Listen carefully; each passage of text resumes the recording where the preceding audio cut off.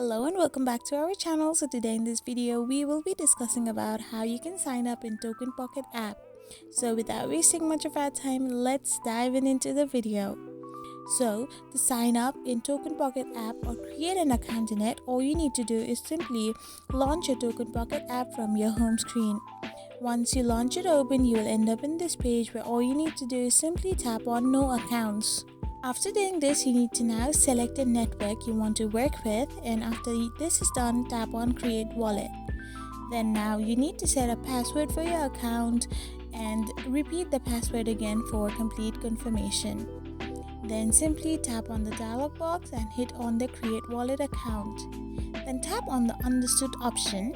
After this, tick on the boxes given below, and after you have done this, now tap on generate mnemonic.